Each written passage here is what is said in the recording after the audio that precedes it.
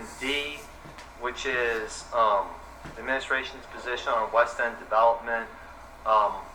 I guess I'm a little confused about this one because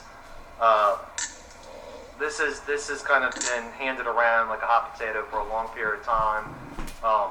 We've discussed publicly that the revenue split would be 50-50 since I've been involved in the project, largely because we're going to have to rely on Jefferson Parish to do some of the things that need to be done in terms of permitting and other aspects, and because Jefferson Parish, even though they have a smaller percentage of the overall land, have the more desirable part of the land than we do. We have the parking, but they got the waterfront, and people aren't coming for the parking. They're coming for the Lakeview. So I've invited Lynette Doyle, who is the collector of revenue. Okay. Sorry, I did not introduce myself when I came up the first time. Romy Samuel, Director of Finance. I think what you assume was the discussion that the city would benefit is not actually the case. Ms. Doyle sat in on no less than 4 meetings, and she can explain it to you. But in summary, the city would get nothing. That 50-50 split is the 5%. 50 of that goes to the school board and RTA, and the other 50%, which is 2.5, would go to the city. And Ms. Doyle can confirm. Jefferson Parish wanted the 100% of our half. Right, but I guess the question the city would get money from the rent though. But why would we pledge something legally ours at sales tax to another parish? But you can't. Here's the thing: if we don't do it, 0% of 0 is 0. It's always going to be 0. I mean, in other words, right now that property is laying fallow and doing nothing, and it's laid fallow and done nothing since Katrina. So aren't we better off doing a deal where we're generating revenue, even because we get the rent? We get the rent from the land. But why would we forego, if we're talking about revenue enhancements, why would we forego any sales tax? Why we've proposed an economic development district so that you can levy an additional tax if revenue share is on the table. We've always agreed to that. But Jefferson won't agree to it. That's not my understanding. I'm just saying, listen, my understanding is they won't agree to the split of 70-30, but on the rents, right? Oh yeah, we get the rents. Oh, absolutely. No, is it 70-30 split on the rent? No. I think it's only on tax. I don't think it's only on tax. But hang on. But all right. So you're going to have the tax revenue. You're going to have the lease revenue, right? And right now we're getting a big fat 0. I mean, I just don't understand. And we can't say it's a 0 because if we're getting rent money, you're getting rent money that is nothing right now. Councilman Giarrusso, in my conversations with the Jefferson Parish officials, one of the last things that we did recommend, all of the things actually that we recommended were wholly rejected by Jefferson Parish officials. That included splitting the 2.5% sales tax 50-50. That was rejected. It included us assessing an additional tax on top of the sales tax like we do at the airport, for instance. The airport, the city of New Orleans previously never received any of the sales taxes on the businesses operating at the airport because the airport is domiciled in Jefferson Parish. So an additional 2% was levied so that Orleans Parish could take part in some of those revenue collections, right? So our other suggestion was to also assess an additional tax over and above the 2.5% and share that. That was also rejected. And then when we came up with the rents that were to be imposed and the city of New Orleans would receive, that split, as I remember, was a 70-30 split, and that was still on the table. We have not heard anything since that time, not that I am aware of, that Jefferson even agreed to the 70-30 split on the rent.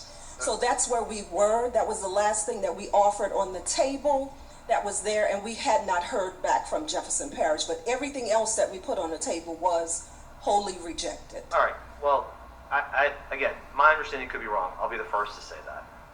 My understanding was the tax revenue was the split of 50-50 was kind of what's hanging everything up. Well, look, I said I may be wrong. I see you shaking your head.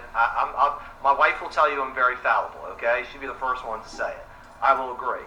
But what I'm willing to do is go back to Jefferson Parish and say, if we can get to the tax split of 70-30, and if we should keep the EDD money because it needs to go to services for the land. And I would argue it should be tied to the services for the land, because we don't want to suck money out for sanitation and infrastructure or other places. And the rent is okay, then I think we should be able to have a deal. I just want to make sure that my marching orders are clear. Because I'm ready, I'm 100% willing to go back.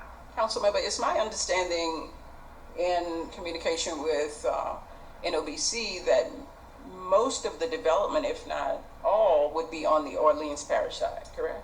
That is correct.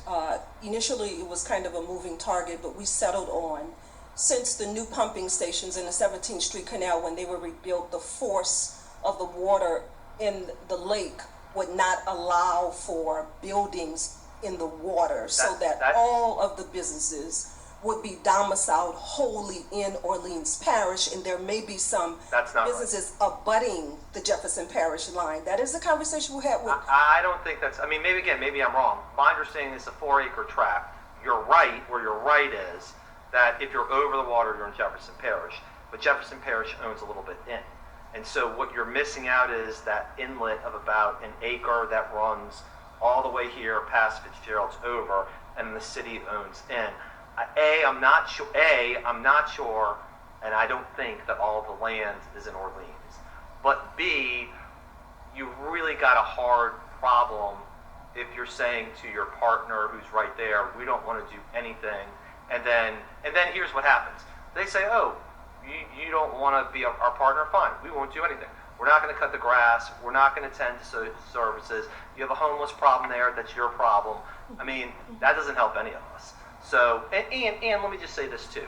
Like, again, trying to solve for a problem, like this is a state body of water that Jefferson Parish owns the water bottom in a little bit, and the city owns the rest of it. 30/70, yeah. Yeah, like, it'd be really awesome to have a regional development project for all of us, so we can stop sort of yelling about the Orleans-Jefferson differences and say how we held hands and did something together. And here's just my other worry is this all sort of imploded not only because of Katrina, obviously, but because at the end there was all these fighting about tax revenues, and then the city started charging parking there, and people stopped going. Mm-hmm. So I'd rather get this taken front end and make sure everybody understands the rules of the road, and that we, that we all have something that's a win for everybody. That's all. And, we've gotten here because historically, I don't know if the city was offered the same consideration we're trying to give now. I will certainly give you my reservation about pledging anything that's legally ours, sales tax. Right.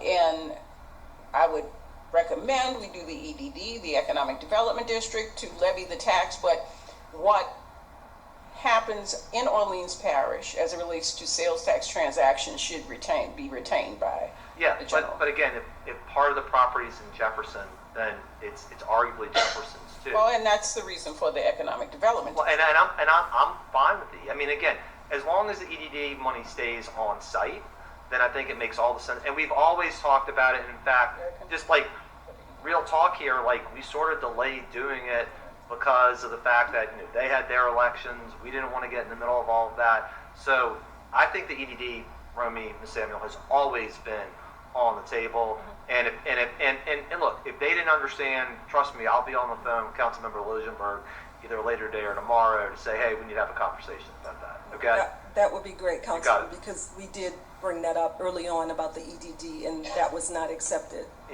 in some of our initial discussions. So that would be great. We weren't necessarily opposed to that. That's why we offered that as a possible solution. All right, let's see if we can solve for this, because, not that I'm counting, but with 152 days for me and for y'all, it'd be nice to have at least a groundbreaking out there. I don't think we'll have a ribbon cutting, but it's nice to have a groundbreaking. Okay. Thank you. Thank you. All right, last one up